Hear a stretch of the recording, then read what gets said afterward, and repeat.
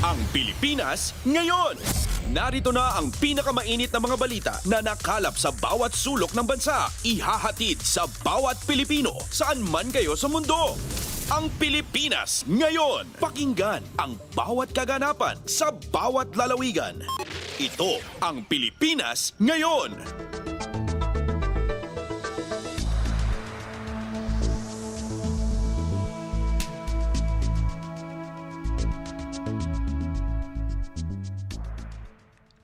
Magandang araw po sa ating mga tagapakinig. Welcome po ulit sa ating programang Ang Pilipinas Ngayon.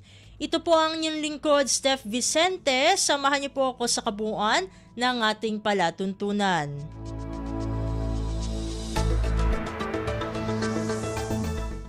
Tulad ng dati, mapakikinggan po ang ulat ng ating mga kapatid na himpilan sa probinsya, ang ating mga segmentong balitang negosyo at kalakalan, balitang sports at balitang artista, maging ilan sa mga pangunahing balita mula dito sa ating bansa. Yan po sa kabuuan ng ating palatuntunan, ang Pilipinas Ngayon. Mga kaganapan sa Kamaynilaan at mga kalapit na lalawigan dito sa Ang Pilipinas Ngayon.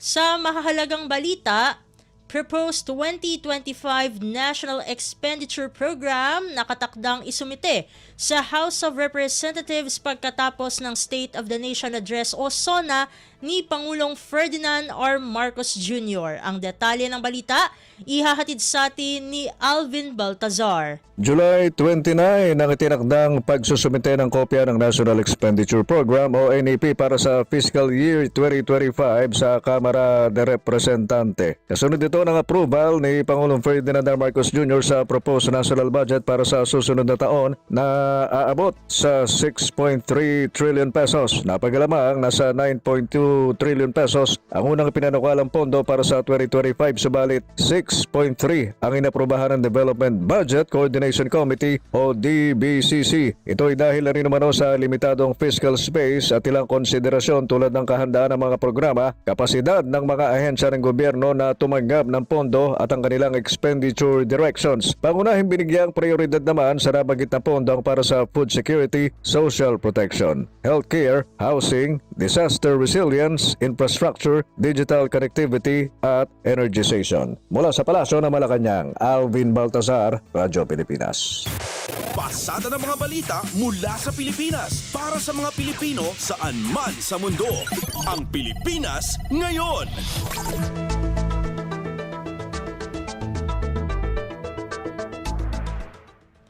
Sa kaugnay na balita, handa na ang Kamara na tanggapin ang National Expenditure Program. Ito ang naging pahayag ni House Appropriations Committee Chair Elizalde Co matapos aprubahan ni Pangulong Ferdinand R. Marcos Jr.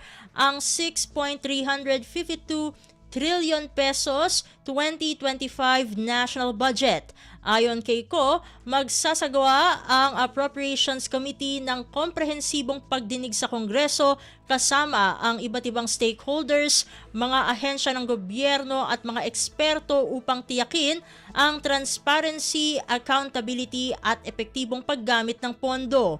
Layunin nila na makabuo ng pambansang budget na tunay na mapapakinabangan ng mga Pilipino at tutugon sa mga kinakaharap na hamon ng bansa. Makakaasa din ani ang taong bayan na bibigyan ng sapat na pondo ang mahalagang sektor gaya ng edukasyon, kalusugan, infrastruktura at social services. Kumpleto, detalyadong balitaan, di papahuli sa mahahalagang kaganapan. Kamustahin ang inang bayan, ang Pilipinas Ngayon.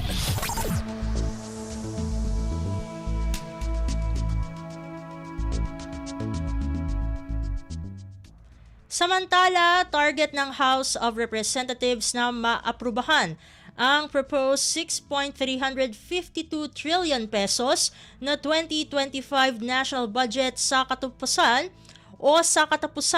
ng Setyembre. Ayon kay House Speaker Martin Romualdez, top priority ng mababang kapulungan ang pondo ng gobyerno para sa taong 2025 sa susunod na sesyon ng Kongreso.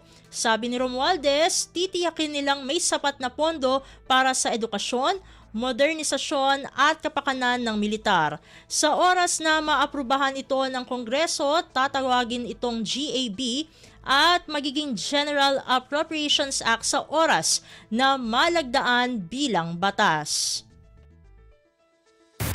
Pasada ng mga balita mula sa Pilipinas para sa mga Pilipino saan man sa mundo. Ang Pilipinas ngayon.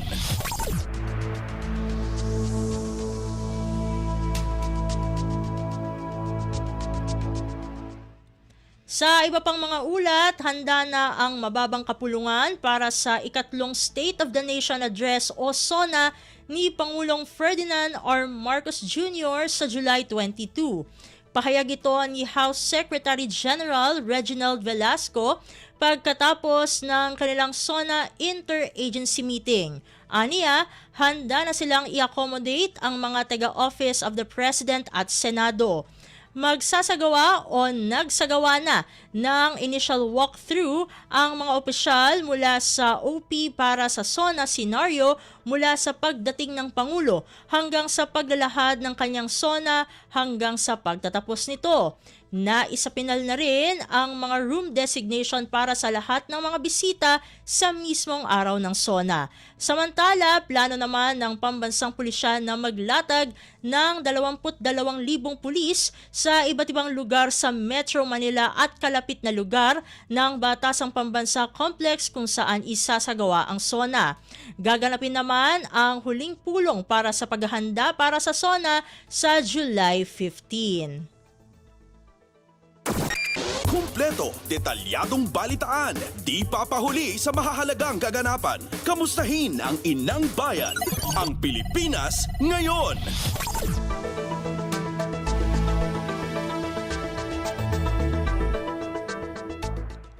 Samantala, Marcos Jr. Administration nakatutok ngayon sa pagpapadali ng access ng mga Pilipino sa murang gamot. Ang kabuang ulat, ihahatid naman sa atin ni Raquel Bayan.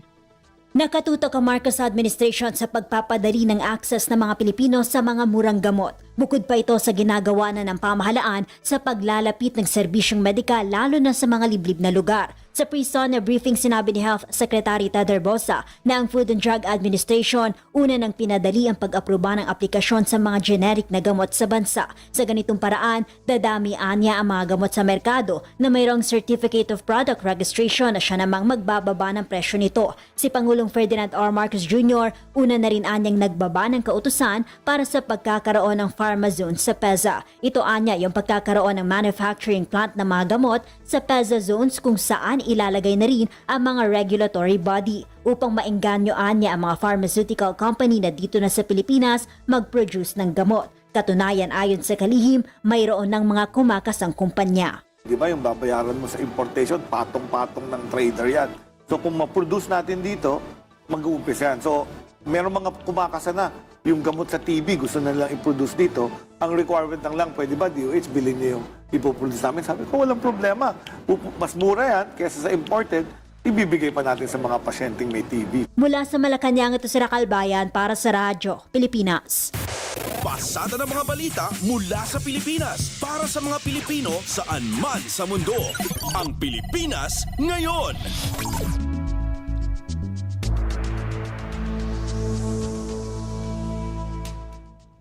Samantala, Department of Migrant Workers nakatanggap ng unmodified opinion mula sa Commission on Audit. Ang detalye ng balita ihahatid naman sa atin ni Dayan Lear. Tumanggap ng unmodified opinion ang Department of Migrant Workers o DMW mula sa Commission on Audit o COA sa kanilang 2023 financial statements.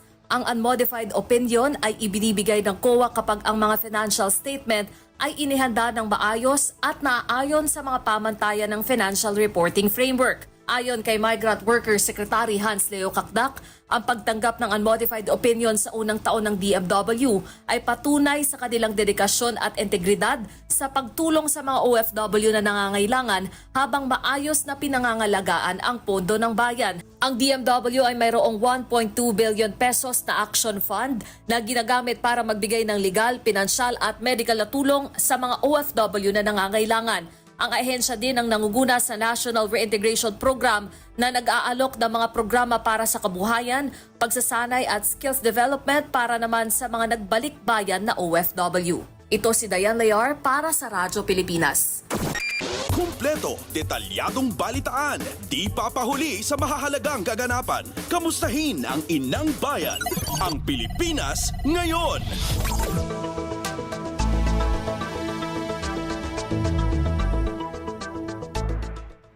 Sa iba pang mga ulat, CICC pinagsusumite ng report ang isang telco sa compliance nito sa SIM registration law. Ang kabuang ulat ihahatid sa atin ni Mary Ann Bastasa. Inatasan ngayon ng Cybercrime Investigation and Coordinating Center o CICC ang Smart Communications na magsumite ng official report sa status ng compliance nito sa RA 11934 o ang SIM card registration law. Kinuha ni CICC Executive Director Alexander Ramos ang direktiba kasunod ng mga napaulat na dumarami na namang unregistered SIM cards na ginagamit sa text scams at iba pang uri ng cybercrime. Ayon kay Ramos, ikinaalarma nito ang dumaraming reklamo mula sa publiko sa mga text messages na nag-aalok ng loans, online gambling, cryptocurrency at job offers mula sa mga unknown smart issued numbers. May iba pa nga anyang unregistered SIM ang ginagamit para tumanggap ng online bank transaction messages. Niyak naman ng CICC na nakikipagtulungan na ito sa National Telecommunications Commission na NTC para agarang masolusyonan ang talamak na namang text scams sa kabila ng implementasyon ng SIM card law. Kasunod dito ay umapila ang CICC sa mga biktima ng text scams na magsumbong sa Interagency Response Center Hotline sa numerong 1326. Ito si Mary Ann Bastasa para sa Radyo Pilipinas. Pasada ng mga balita mula sa Pilipinas para sa mga Pilipino saan man sa mundo. Ang Pilipinas ngayon.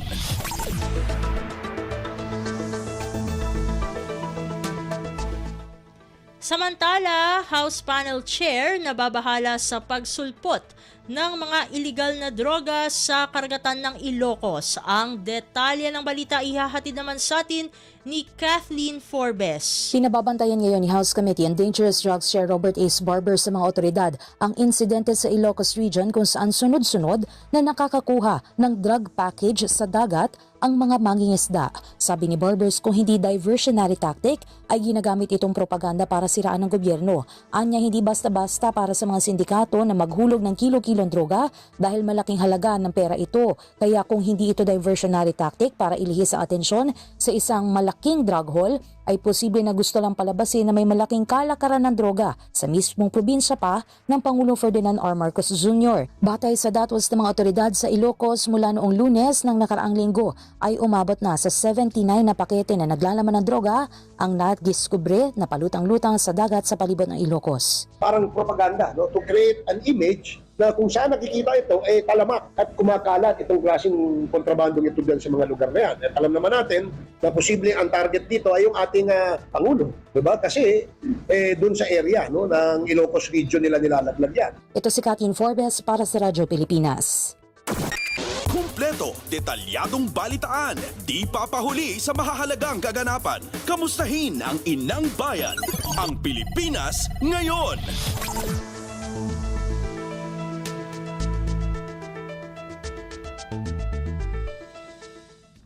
Sa balitang Senado, fingerprints ng kapatid ni suspended Bamban Tarlac Mayor Alice Guo nagmatch din sa isang Chinese national na si Guo Shangdan.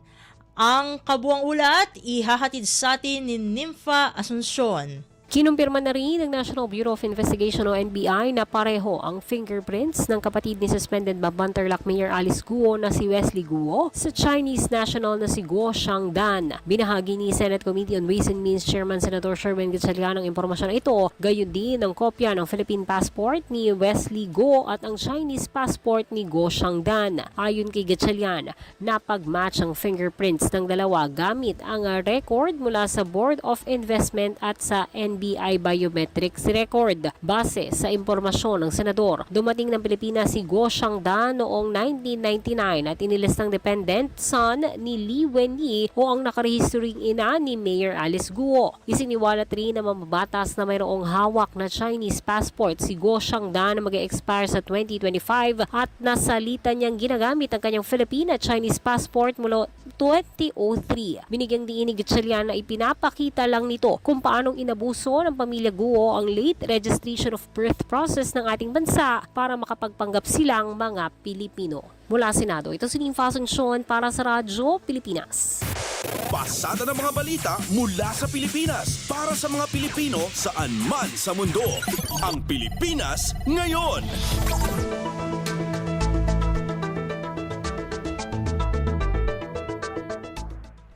Samantala, aktibidad ng Bulkang Kanlaon patuloy ang pagtaas ayon sa tala ng PHIVOLCS.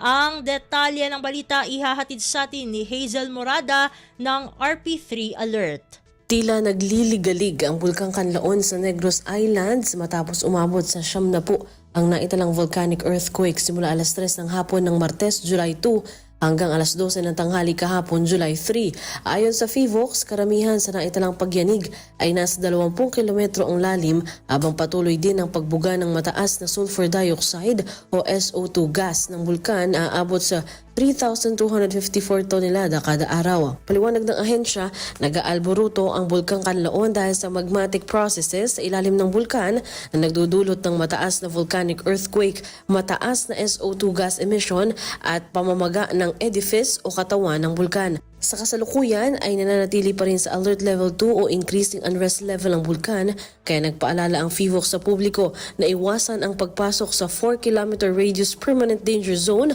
malapit dito. Mula RP3 Alert, ito si Hazel Morada para sa Radyo Pilipinas. Kumpleto, detalyadong balitaan, di papahuli sa mahahalagang kaganapan. Kamustahin ang inang bayan, ang Pilipinas ngayon.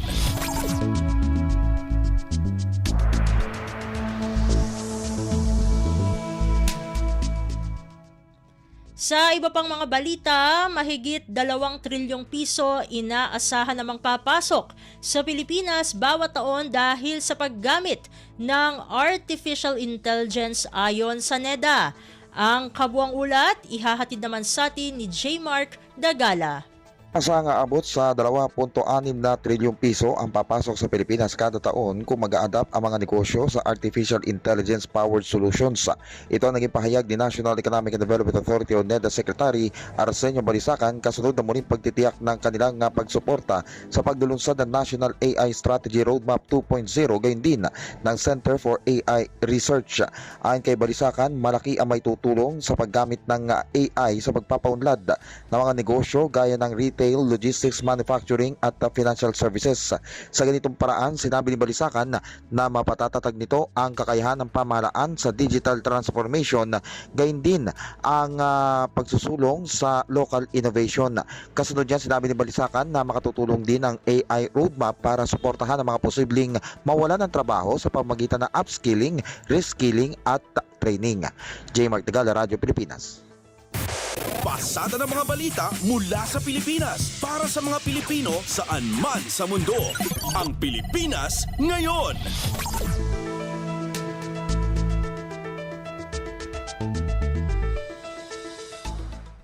Samantala, Bangko Sentral ng Pilipinas binigyang halaga ang ambag ng Japan sa pagtaas ng foreign direct investment ngayong taon. Ang detalye ng balita ihahatid naman sa atin ni Melanie Valdos Reyes. Kinilala ng Bangko Sentral ng Pilipinas ang bansang Japan sa ambag nito sa Pilipinas upang tumaas ang naitalang foreign direct investment ngayong taon. Sa statement ng BSP, sinabi ni BSP Deputy Governor Francisco Daquila, inaasang nasa $9 billion ang net FDI ngayong unang quarter ng taon. Ayon sa BSP official, ito ay dahil sa positive economic growth prospect at commitment ng gobyerno na makamit ang mga growth targets nito. Base sa datos ng Central Bank mula 2019 hanggang 2023, ang bansang Japan ang second largest source ng FDIs ng bansa. Sa ginanap na Philippine Economic Briefing sa Tokyo, kamakailan pinasalamatan ni Deputy Governor Daquila ang naturang bansa sa kanilang pagkilala sa potensyal ng bansa at patuloy na pagsuporta sa economic growth. Melanie Valdos Reyes para sa Radyo Pilipinas. Kumpleto, detalyadong balitaan, di papahuli sa mahahalagang kaganapan. Kamustahin ang inang bayan, ang Pilipinas ngayon.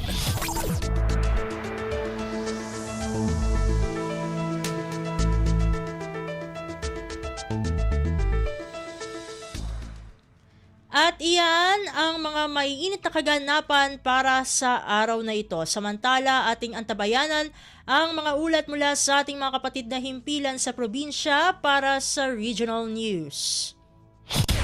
Balita mula sa lalawigan sa bawat rehiyon ng ating bayan. Dito sa Ang Pilipinas Ngayon.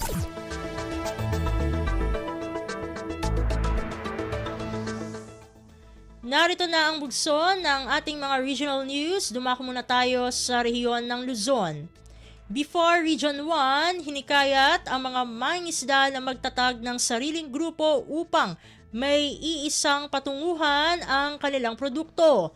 Ang kabuang ulat ihahatid sa atin ni Jude Pitpitan mula sa Lawag. Ginutigot ti Bureau of Fisheries and Aquatic Resources dagiti grupo dagiti manghalap ti tuna tapno mang-establishar da ti bukod ng asosasyon tapno madan ti fix when no consistent a pangipanan kadagiti makalap da tuna. Kinunan ni Officer in Charge Fisheries Inspection and Quarantine Unit BFAR Region 1 Elino Victorio iti usapang agrikultura ang nasisita daytoy tapno mairekomendar da a maikan ti certification of inspection para kadagiti fishboat da ket mabalinan nga ag-supply kadagiti export. Dahiti nga minti napasamak iti may sa agrupo iti pasukin Ilocos Norte ano sa dinno iti mismo exporter nga at dayjay Metro Manila ti nagkiddaw kadakwada ama inspect dagiti fishboat da para iti sertifikasyon iti nasao nga ahensya in paganatgat ni Victorio agapo taaddan ti sertifikasyon da saan laengan nga lokal a merkado ti mabalinda lakwan no di mabalinpay a makadanon ti kalap da iti sabali a pagilyan gapoy ti daytoy dakkel ti potensyal asapol ti mabalin a maala dagiti tinadakamat ang mangalap. Itagdama, danti 20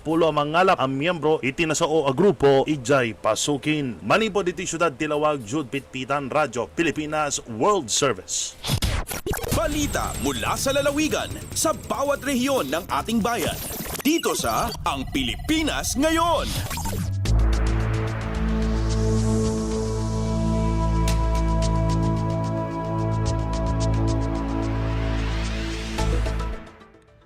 Inyong napakinggan ang ulat ni Jude Pitpitan mula sa Lawag. Dumako naman tayo sa Agoo. Mga persons deprived of liberty sa La Union sumailalim sa pastry production training. Ang detalye ng balita ihahatid naman sa atin ni Glenda Sarak. Balaygi ang nakalpas iti bread and pastry production training ti 20 partisipantes manipod iti Agoo District Jail ang masarakan iti ili ti Agoo La Union. Nakipasat itraitor dagiti personnel ti pasilidad ken dagiti persons deprived of liberty wenno PDL. Nasursuro dagiti partisipantes no kasano ta agaramid iti pandesal, egg pie, roll cake ken cupcake. Nakatuding ang maipasidong dagiti partisipantes iti assessment ken evaluation tapno makaawat da iti NC2 manipod iti Technical Education and Skills Development Authority wenno TESDA. Sigon iti Agoo District Jail nga idadaulwan ni Jail Senior Inspector Anthony Parrocha. Dakal abanag dayto at training ng runa kariti persons deprived of liberty gapot a maaramat dati na sursurudang skills apaman a makarwarda iti pagbaludan. Manipod Agoo La Union, Glenda Bakungan Sarak para iti Radyo Pilipinas World Service. Balita mula sa lalawigan sa bawat rehiyon ng ating bayan. Dito sa Ang Pilipinas Ngayon.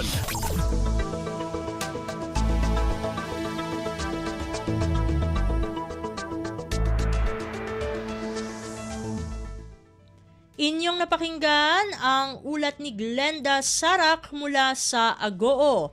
Puntahan naman natin ang rehiyon ng Kabisayaan. Dar Eastern Samar tumanggap ng National Award sa matagumpay na pagpapatupad ng Partnership Against Hunger and Poverty Project. Ang detalye ng balita ihahatid sa atin ni Daisy Belizar mula sa Borongan. Nakasikmit ang National Award in Department of Agrarian Reform Eastern Samar daran outstanding nga implementasyon han Partnership Against Hunger and Poverty Project han tuig 2023. An pasidungog ang kinarawat na Regional Director Attorney Robert Anthonio ngan Eastern Samar Provincial Agrarian Reform Program Officer 2 Alfonso 14. Ha seremonya gindumara si Kuya Hotel, Quezon City han June 27. Tinagaliwatin Special Recognition and Program and Beneficiaries Development Division Officer in Charge, Chief Agrarian Reform Program Officer Celso Sidro, ngan Agrarian Reform Program Officer Juan Jose Niza Palacio, daran exceptional involvement ni dahining nga proyekto. Isidro inapili nga Most Outstanding Provincial Program Beneficiaries Development Chief, Agrarian Reform Program Officer. Samtang ni Palacio ang pinasidunggan, daran dedikasyon pag-assistir han San Gabriel Integrated Farmers Association nga nagsupply han daily food requirement han 78 Infantry Battalion han Philippine Army. Tika nga Borongan City, Daisy Lalosa Bilizar, Radyo Pilipinas World Service. Balita mula sa lalawigan sa bawat rehiyon ng ating bayan. Dito sa Ang Pilipinas Ngayon.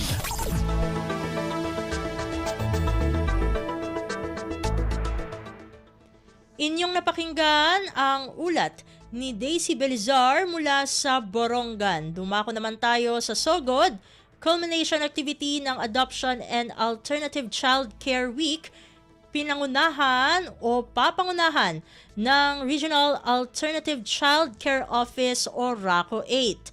Ang kabuang ulat ihahatid naman sa atin ni Ruel Bugnos. Ang Regional Alternative Child Care Office kon RACO magpahiga ng culmination activity atol sa pagsaulog sa Adoption and Alternative Child Care Week kon AACCW karong adlaw nga Biyernes, Hulyo 5, 2024 sa Robinson's Place sa Dakbayan sa Tacloban. Gawas sa nagkalainang aktibidad nga giandam alang sa mga dinapit nga sinagop nga mga bata, foster children ug child advocates, ang mga interesadong prospect adoptive parents usab kon PAPs o ga foster parents kon FPs. Welcome usab sa pagtambong sa pre-adoption o ga foster care forum nga ipahigayon gikan sa alauna hangtod na sa alas 3 santak na sa hapon. Alang sa tanan nga mga interesado sa pagkat-on og dugang mahitungod sa adoption, foster care ug mga related processes, gidapit sa pagbisita sa ilang help desk diin ang maong mga eksperyensyado nga mga social workers ana aron sa paghatag og tambag. Giauhag karon sa RACO ang tanan sa pag-uban kanila sa pagpataas og kahibalo mahitungod sa adoption ug alternative child care. Dugang pa ang partisipasyon usab sa publiko, bilinhon sa pagasuporta sa integridad ug kaayuhan sa mga bata nga nangidahanglan og espesyal nga proteksyon ug alternative child care. Balita gikan sa Southern Leyte kini si Ruel Bugnos para sa Radyo Pilipinas sa World Service. Balita mula sa lalawigan sa bawat rehiyon ng ating bayan. Dito sa Ang Pilipinas Ngayon.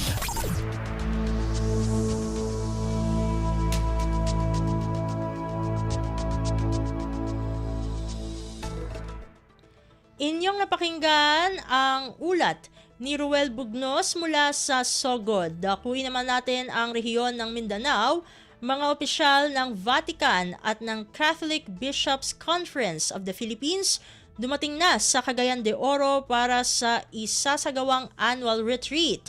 Ang detalye ng balita ihahatid sa atin ni Romy Kapinpuyan mula sa Cagayan de Oro. Naidangat na din sa Cagayan de Oro ang mga opisyal sa Vatican kay pangunahan ni Papal Nuncio Arsobispo Charles John Brown ug Arsobispo Paul Gallagher alang sa pahigayon nga Catholic Bishops Conference of the Philippines Annual Retreat ug 128th CBCP Plenary Assembly nga dito pahigayon sa Bukidnon ug dinhi sa Cagayan de Oro. Lakip sa giandam sa Dakbayan sa arrival honors ang pasundayag sa Cagayan Performing Arts isip pagpakita usab sa kulturang Cagayanon. Personal nga gitunol ni Mayor Rolando Uy ang welcome gift ni alang sa mga arsobispo mga kauban ini isip pagpasalamat sa pagbisita dinhi sa Dakbayan. Ang maong asembleya nagtipok sa mga opisyal sa simbahan gikan sa tibok nasod aron hisgutan ang mga importanteng kalambuan ug plano sa simbahang Katoliko sa Pilipinas. Gikan sa Cagayan de Oro, Romy Kapinpuyan para sa Radyo Pilipinas World Service. Balita mula sa lalawigan sa bawat rehiyon ng ating bayan.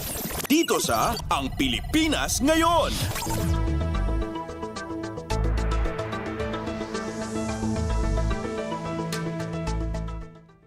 Inyong napakinggan ang ulat ni Romy Kapinpuyan mula sa Cagayan de Oro. Puntahan naman natin ang Zamboanga Pagsisikap laban sa epekto ng La Nina sa Zamboanga City, pinaigting ng Task Force La Nina. Narito si Shirley Espino para sa balita. Da continua el preparación del gobierno local para minorar el efecto de la Niña phenomenon na ciudad de Zamboanga y a conducir recientemente un junta al Task Force Niña para discutir acerca de mga mejores para evitar el más grande efecto del fuerte aguacero que ta experiencia el ciudad desde mga tiempo. Durante el junta, si Rodel Inclán, el encargado del Pag-asa Zamboanga City Station, y dale también un comprensivo presentación acerca del climate outlook de la ciudad por este año. Si acorda antes pa man prinsipyo experiencia fuerte aguacero la ciudad y a conducía cuantos mga mejores sa gobierno lokal como el declogging operations sa mga drainage system y limpieza de mga rio y otros pa. Desde aquí na ciudad de Zamboanga, este si Shirley Espino para na Radyo Pilipinas World Service. Balita mula sa lalawigan sa bawat rehiyon ng ating bayan. Dito sa Ang Pilipinas Ngayon.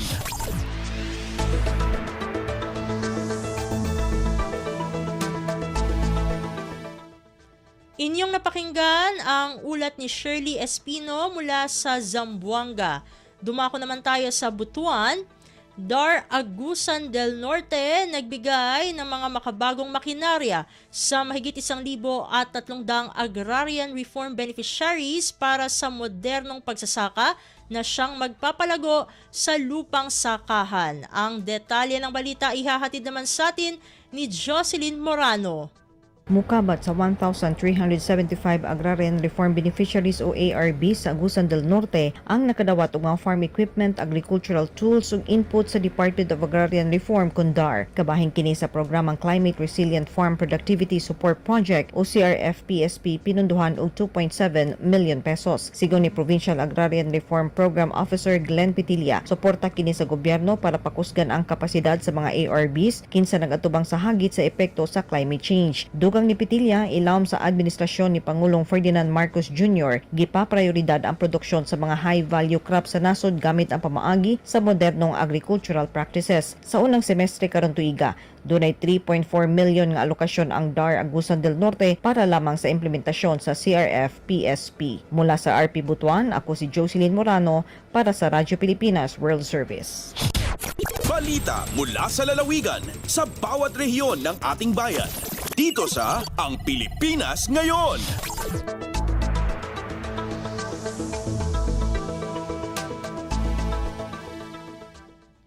Inyong napakinggan ang ulat ni Jocelyn Morano mula sa Butuan. Puntahan naman natin ang Iligan. LGU Ozami City nag-abot ng tulong sa mahigit 300 PWUDs sa lungsod. Ang kabuang ulat ihahatid naman sa atin ni Sharif Timhar Habib Majid. Mitulol og financial assistance og mga hayop ang LGU Ozami City ngadto sa 384 ka persons who use drugs o PWDs niadtong Lunes, July 1 sa Kinuman Norte sa Dakbayan. Nakadawat sila og 3,000 pesos matag usa, 50 ka manok og 12 ka baktin aron makasugod sila sa industriya sa kahayupan. Ubos kini sa Community-Based Drug Rehabilitation Program o CBDRP nga nagtumong sa paghatag og saktong tabang, serbisyo og pagpalambo sa malungtarong panginabuhi sa mga PWDs sa katilingban. Matud ni Ozami City Mayor Henry Waminal Jr., pahinumdum kiniisip sa mga PWDs nga kinahanglang magpabilin silang produktibong citizen pinaagi sa paglikay sa illegal nga droga. Ang maong mga PWD gikan sa mga drug clear barangay sa Dakbayan sama sa Kapukawsi, Gala, Goto Candiot, Dimaluna, Pantaon, Bagakay, Bongbong, Cavite, Pulot ug Tabid. Gikan sa Radyo Pilipinas Iligan kini Sharif Timhar alang sa Radyo Pilipinas World Service. Balita mula sa lalawigan sa bawat rehiyon ng ating bayan. Dito sa Ang Pilipinas Ngayon.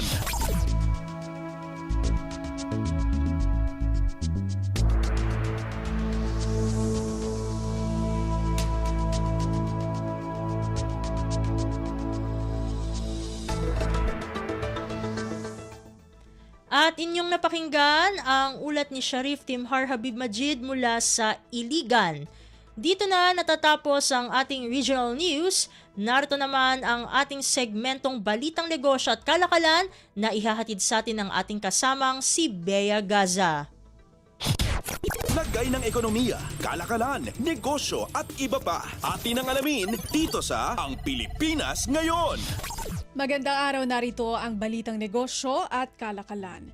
Nangako ang Department of Finance o DOF na susuportahan nito ang mga inisyatibo ng Climate Finance Network o CFN sa Pilipinas. Kasama na rito ang Intergovernmental Solutions para sa Climate Finance, Disaster Risk Financing, ganun din ang Insurance at Sustainable Finance Coordination. Pinangunahan ng DOF bilang facilitator ng CFN initiatives sa bansa ang hybrid roundtable discussion upang isama ang climate change sa public financial management at padaliin ang access sa climate finance. Ayon kay Chief of Staff at Undersecretary for Climate Finance Policy Group o CFPG, Maria Lualhati Dorotan Chuseco, habang umuusbong ang climate finance, pinahuhusay ang mga ahensya upang pabilisin ang implementasyon ng climate adaptation at mitigation projects at upang makamit ang national targets. Suportado ng CFN ang Ministries of Finance sa mga member country na nagbibigay ng knowledge management at technical support para tumukoy at magpalawig ng climate finance innovations. Ang CFN ay pinopondohan ng United Kingdom Foreign, Commonwealth and Development Office o UKFCDO at ipinatutupad naman ng United Nations Development Program o UNDP. Sinabi ng DOF na magkakaroon ito ng kolaborasyon sa CFN, Department of Budget and Management o DBM at Climate Change Commission para pagandahin ang climate change expenditure tagging. Lagay ng ekonomiya, kalakalan, negosyo at iba pa. Atin ang alamin dito sa Ang Pilipinas Ngayon. Tiniyak ng Board of Investments o BOI na tutugunan nito ang hamon sa lokal at dayuhang mamumuhunan sa bansa sa pamamagitan ng mas pinagandang policy alignment at dagdag na kolaborasyon sa mga ahensya ng gobyerno. Sa isang pahayag, binigyang diin ni BOI Executive Director Bobby Fondevilla ang kahalagahan ng kooperasyon at koordinasyon ng bawat ahensya sa pagtutulak ng mga policy improvement at alignment. Tumukoy ang BOI ng ilang business concerns kabilang ang business registration, taxation, import procedures, consistency sa investment framework at sa industrial sector. Upang tugunan ang mga isyong ito at suportahan ang mga mamumuhunan, inorganisa ng BOI ang kauna-unahang Investment Promotion Unit Network o IPU-NET meeting sa pakikipag-ugnayan sa Department of the Interior and Local Government o DILG. Bilang IPU Network Secretariat, tinipon ng BOI ang 36-member agency upang pag-usapan ang mga isyu at hamon sa business environment. Binigyang diin ni Fondevilla na mahalaga ang patuloy na dialogo sa paglikha ng conducive at streamlined investment climate sa Pilipinas. Ilan sa mga tinalakay na kritikal na hamon sa sektor, ang registration of juridical entities, value-added tax o VAT refund applications, customs procedures at requirements, application para sa license to operate at product registrations. Kasama rin sa napag-usapan ang land conversion, application para sa tree cutting permit, pagkuha ng pabor na endorsement mula sa mga lokal na pamahalaan, overview ng Executive Order No. 59 o Infrastructure Flagship Projects at energy transmission issues. Lagay ng ekonomiya, kalakalan, negosyo at iba pa. Atin ang alamin dito sa Ang Pilipinas Ngayon. Pangwakas sa ating balita negosyo at kalakalan, umaasa ang Bases Conversion and Development Authority o BCDA na magkakaroon ng superstation sa New Clark City, Tarlac na magpapasigla sa ekonomiya ng lugar. Ayon kay BCDA President at Chief Executive Joshua Bingkang, magtatayo ang Double 11 Properties Corporation ng 100 milyong pisong modern superstation sa New Clark City. Tampok sa Superstation ani Bingkang ang EV charging terminals, mixed-use commercial complex at iba't ibang retail support services. Kamakailan lumagda ng kontrata ang BCDA kay Double 11 President Romeo Siccion para sa long-term lease ng 1 ektaryang property sa New Clark City na nakalaan sa pagpapaunlad ng full service station.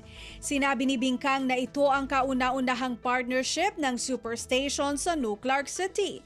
Dagdag ni Bingkang, nagpakita rin ng interes ang Double 11 sa pagkuha ng Phase 2 expansion sa karagdagang ektarya na may adisyonal na puhunang nagkakahalaga ng 100 milyong piso.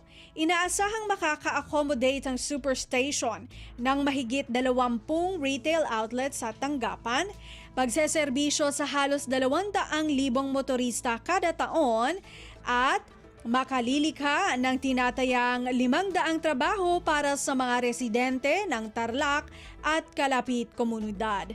Ayon pa sa BCDA Chief, aabot sa 100 milyong piso ang revenue na malilikha nito para sa pamahalaan. Lagay ng ekonomiya, kalakalan, negosyo at iba pa. Atin ang alamin dito sa Ang Pilipinas Ngayon. At yan ang ating balitang negosyo at kalakalan. Ito si Bea Gaza para sa Radyo Pilipinas World Service. Lagay ng ekonomiya, kalakalan, negosyo at iba pa. Atin ang alamin dito sa Ang Pilipinas Ngayon.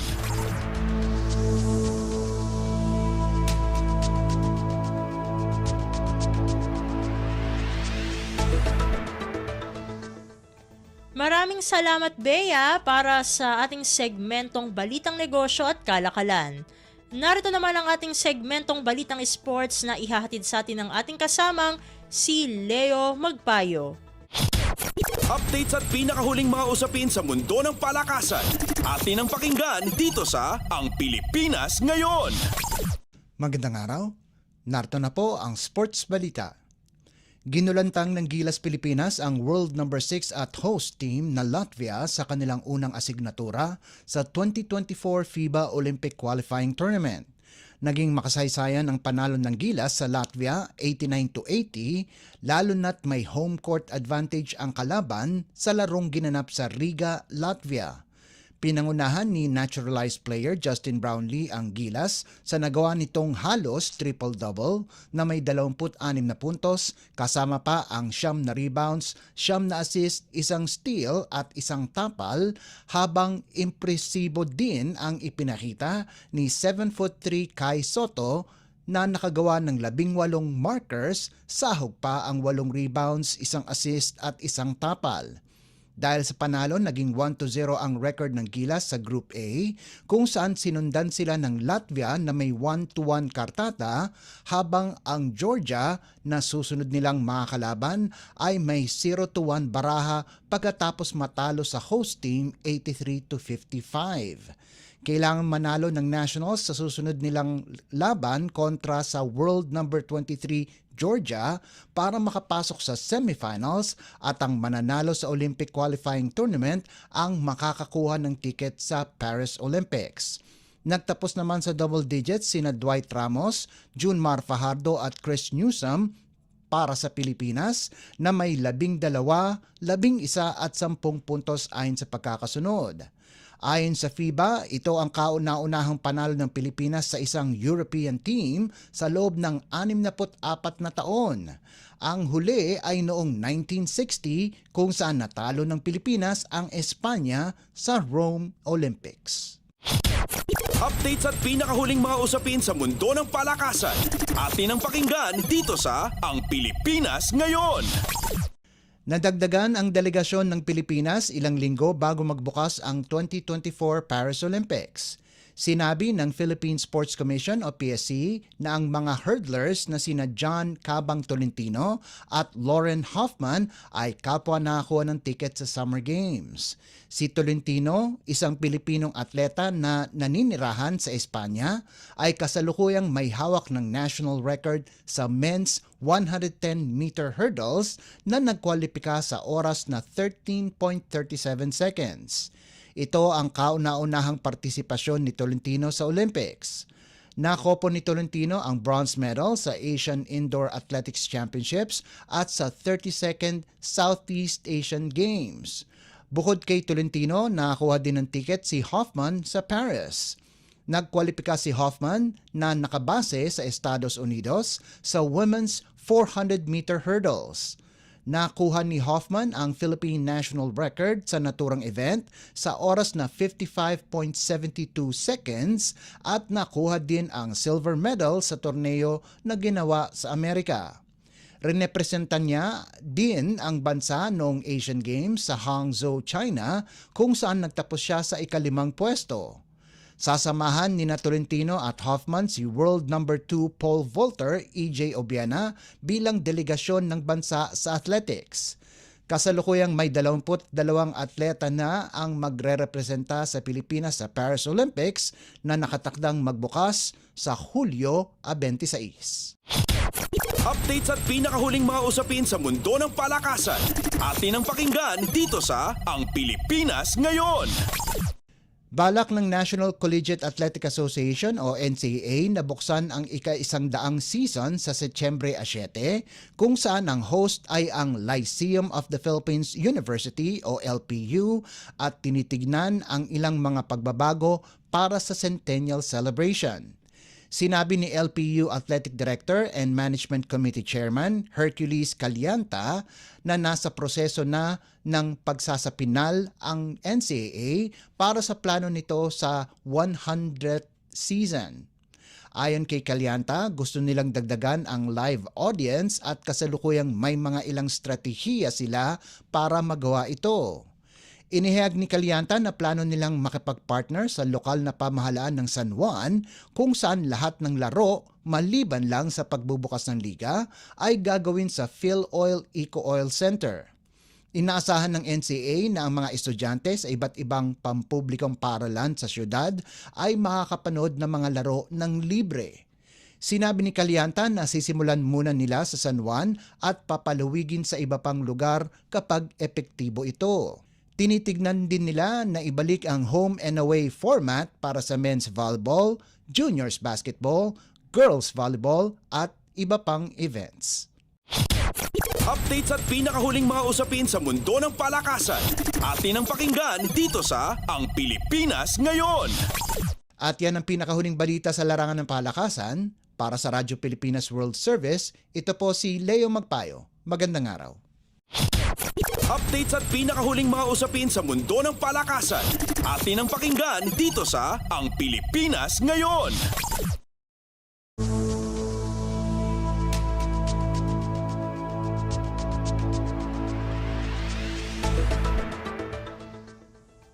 Maraming salamat Leo para sa ating segmentong Balitang Sports. Samantala, narito na ang mga latest chika sa ating segmentong Balitang Artista kasama ang nag-iisang si Mama JT.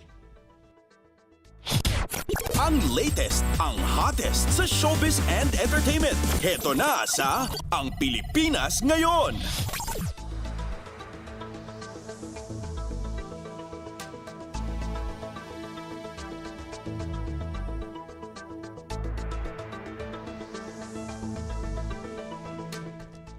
Magandang araw sa ating mga chismoso at chismosang nag-aabang ng mga trending na balita sa mundo ng showbiz. Ito na ang ratsyada ng mga chika. Pinabulaanan ng TV host at dating alkalde ng Maynila na si Isko Moreno ang chika sa social media na muli raw itong tatakbong mayor ng lungsod ng Maynila. Base sa mga naglalabas ng balita online, naghahanda na raw itong si Yorme para sa magaganap na eleksyon sa 2025 o parang comeback niya sa politika. Tugon dyan ni Yorme, quote and unquote, I don't think it's on the top of my mind right now. I truly love serving the people. Half of my life, 24 years of working, was dedicated to public service. Pero aminado siya na may iilan siyang kinakausap na public servants na humihingi ng payo upang mas mapabuti ang pagsisilbi nila sa bayan. Ayon pa sa dating Manila Mayor, nagpapasalamat ito sa o nagpapasalamat ito sa taong bayan at sa Diyos sa ibinigay na oportunidad sa kanya. Ngunit sa ngayon ay abala ito sa pagtupad ng obligasyon niya bilang talent ng Sparkle ng GMA Network. Batid ni Isko na hindi niya naaasikaso ang kanyang pamilya dahil sa pagiging public servant nito, kaya ngayong malayo na ito sa mundo ng politika ay maglalaan na rin ito ng oras para sa pamilya.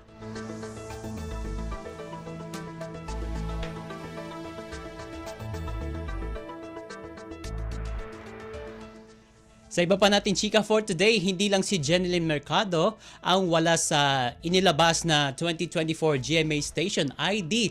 Marami pang ibang Kapuso stars ang hindi nakita sa nasabing video. Kabilang na sina Carla Abellana at Megan Yang. Mapapanood sa naturang Station ID sina Marian Rivera, Dingdong Dantes, Michael V, Dennis Trillo, Alden Richards. Gayon din ang mga sikat na Kapuso stars na sina Barbie Forteza at Julie Ann San Jose na isa sa mga kumanta sa theme song na Isa sa Puso ng Pilipino. Nasa video rin ng ilan sa mga sikat na broadcast journalists ng GMA News na sina Jessica Soho, Mel Chiangco, Vicky Morales at Emil Somangil. At present din sina Tito Boy Abunda, Heart Evangelista Bea Alonzo Pokwang at Kuya Kim at Shenza. Naroon din ang mga batang stars o youngsters na sina Jillian Ward, Miguel Tan Felix, Bianca Umali at Kylene Alcantara. At wala pang paliwanag ang dalawa sa kung bakit wala sila sa pinakahuling station ID ng GMA Network.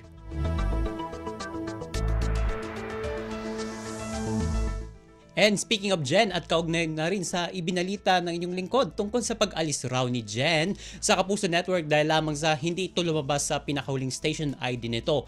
Naglabas ng official statement ang Aguila Entertainment, ang talent agency ni Jen at kanyang asawa na si Dennis Trillo, kung saan matindi niyang pinabulaanan na aalis na ito sa bakuran ng GMA Network. Itong si Jeneline Mercado. Anya, sa nasabing statement, quote and quote, I just want to clarify to those who keeps on insinuating regarding the issue of network transfer that Jeneline is a loyal artist of GMA and will always remain loyal for as long as her mother network wants her to stay.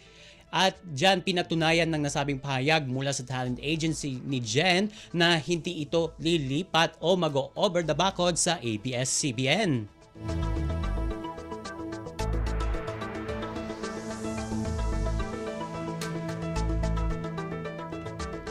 At sa uli natin chika for today, na itanong sa celebrity couple na sina Ruru Madrid at Bianca Umali ang tungkol sa pagpapakasal ng rumampa sila sa isang bridal fashion show.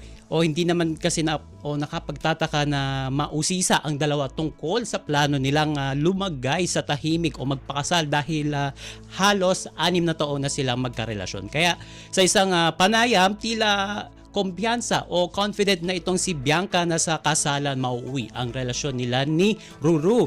Sabi niya, quote and quote, alam ko na ikakasal ako at ang bubuo ako ng pamilya ko. I am lucky na I have already chosen the person that I do want to marry. Sabi niya.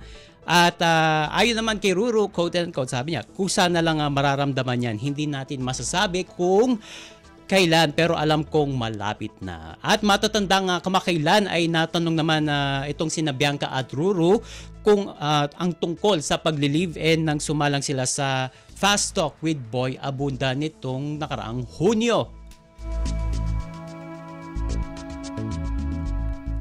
And OMG, wala na tayong oras para sa ating balitang artista. Maraming salamat mga ka-chismis sa pakikinig sa aking mga chika for today. Ako po si Mama JT para sa Radyo Pilipinas World Service.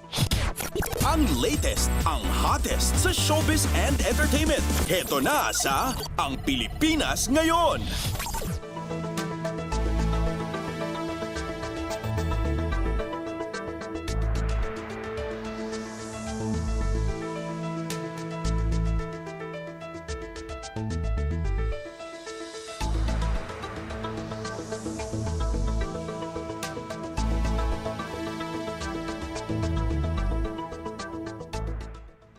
At yan po ang naging kabuuan ng ating programa para sa araw na ito. Samantala, magpapasalamat muna tayo sa ating mga nakasama sa ating transmitter site sa Tinang. Sa studio, kasama natin si Milo Jonella, Susan Naison at Anthony Pimentel. Salamat din sa mga naghatid ng mga ulat mula sa Kamaynilaan at mga probinsya, pati na rin ang naghatid sa atin ng segmentong Balitang Negosyo at Kalakalan na si Bea Gaza, ng segmentong Balitang Sports na si Leo Magpayo, at ng segmentong Balitang Artista na si Mama JT. At syempre, maraming salamat sa ating station manager na si Mr. Ray Sampang. Maraming salamat po hanggang sa susunod na edisyon ng ating palatuntunan. Huwag kalimutang mag-like, mag-follow at mag-subscribe na sa mga social media account o page ng Radyo Pilipinas World Service upang maging laging updated sa mga mahahalagang balita. Ito po ang inyong lingkod, Steph Vicente. Mabuhay po tayong mga Pilipino. At yan ang Pilipinas Ngayon. Muling samahan si Ben Blones sa parehong oras at alamin ang pinakahuling mga kaganapan at balita saan man kayo naroon. Ang Pilipinas Ngayon.